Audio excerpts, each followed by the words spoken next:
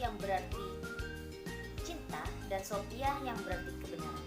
Jadi orang yang berfilsafat adalah orang yang cinta kebenaran. Untuk mencapai kebenaran, seseorang harus mempunyai pengetahuan. Seseorang yang mengetahui sesuatu dapat dikatakan telah mencapai kebenaran tentang sesuatu tersebut menurut dirinya sendiri, meskipun apa yang dianggap benar itu belum tentu benar menurut orang lain. Hakikat ada 3. Yang pertama, hakikat Tuhan, hakikat alam semesta, dan hakikat manusia. Yang kedua, ruang lingkup filsafat. Ruang lingkup filsafat adalah suatu ruang yang membahasi lingkup pembahasan dari filsafat ilmu yang digunakan untuk memberikan batasan pada pengalaman manusia. Adapun ruang lingkup dalam kajian filsafat terdiri dari 3. Yang pertama, ontologi, yang kedua, epistemologi, yang ketiga, aksiologi. Yang ketiga, perbedaan dan hubungan antara filsafat ilmu pengetahuan dan filsafat agama. Ilmu filsafat dan agama memiliki keterkaitan dan saling menunjang bagi manusia. Keterkaitan itu terletak pada 3 potensi utama yang diberikan Tuhan kepada manusia, yaitu akal, budi, dan rasa serta keyakinan. Filsafat agama berusaha mengungkapkan, menjelaskan, dan membenarkan suatu kebenaran berdasarkan metode pengalaman dan percobaan. Yang keempat, filsafat barat klasik dan alirannya. Filsafat yang mencakup rasionalisme, empirisme, kritisisme, positivisme, dan positivisme logis, idealisme, materialisme, historis, dan lain-lain. Apa saja aliran filsafat klasik? Yaitu empirisme, nativisme, naturalisme, konvergensi.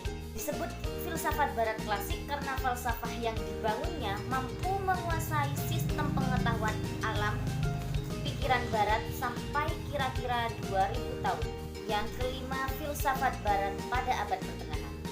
Filsafat abad pertengahan adalah periode sejarah yang membentang dari jatuhnya Kekaisaran Romawi Barat yang berlangsung selama kurang lebih 11 abad, sejak abad ke-4 Masehi hingga periode Renaissance pada abad ke-15 Masehi.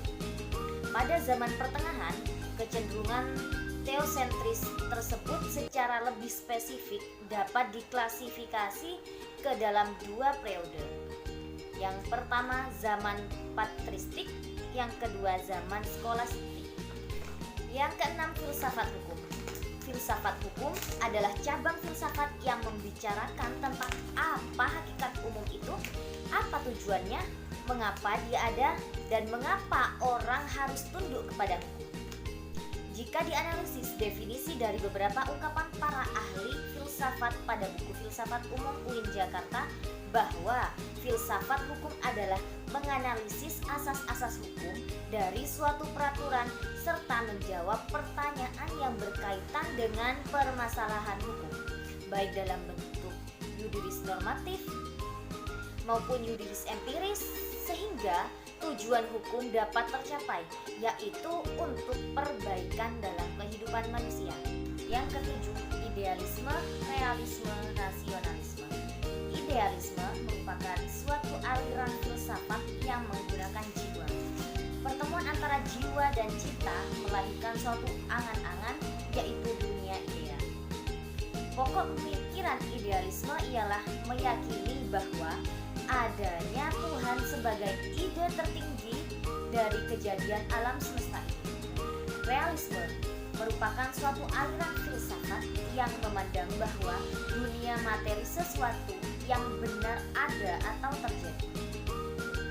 Rasionalisme merupakan paham filsafat yang mengatakan bahwa akal adalah alat terpenting dalam memperoleh pengetahuan dan mengetes pengetahuan.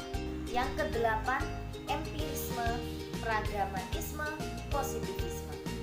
Empirisme adalah suatu aliran dalam filsafat yang mengatakan bahwa semua pengetahuan berasal dari pengalaman indera manusia. Pragmatisme adalah aliran filsafat yang berpandangan bahwa kriteria kebenaran sesuatu ialah apakah sesuatu itu memiliki kegunaan bagi kehidupan nyata. Oleh sebab itu, kebenaran sifatnya menjadi relatif tidak mutlak.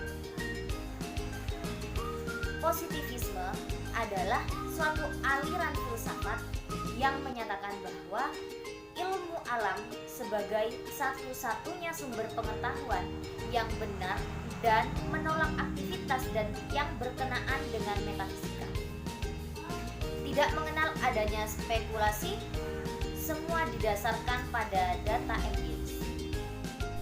Mungkin cukup sekian yang bisa saya sampaikan, kurang lebihnya saya minta maaf.